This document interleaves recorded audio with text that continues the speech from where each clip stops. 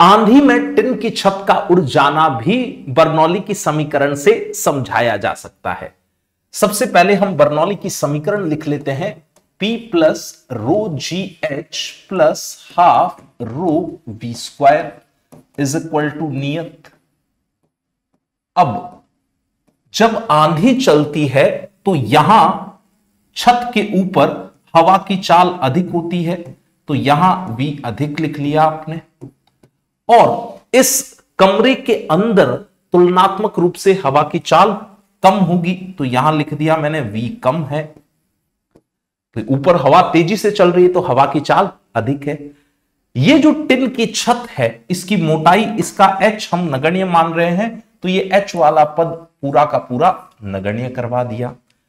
अब एक चीज देखें, जहां हवा की चाल अधिक है वहां दाब कम होगा, क्योंकि अगर आप V को बढ़ाएंगे तो इस पद को इधर नियत रखने के लिए आपको P को कम करना पड़ेगा।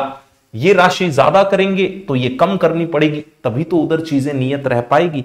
यानी कि जहां V अधिक है वहां पर दाब हवा का कम होगा।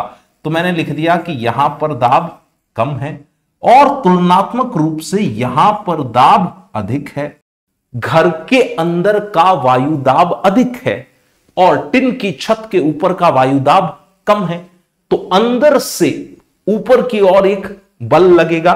मैं इस बात को अगर समझाना चाहूं तो मान लीजिए कि ये टिन की छत है, ये घर बना हुआ है, इस घर के अंदर का वायु दाब अधिक है, प्रेशर यहां पर ज्यादा है, और घर के ऊपर का वायु दाब जो है वो कम है, तो वो कम बल आरोपित कर रहा होगा टिन की छत पर।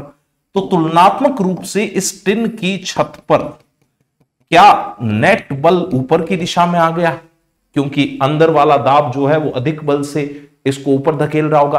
और अगर ये टिन की छत मजबूती से नहीं जुड़ी हुई है तो ये वहां से निकल जाएगी और तेज हवा के साथ उड़ जाएगी। तो तेज आंधी में टिन की छत का उड़ना बर्नौली की समीकरण से समझाया जा सकता है।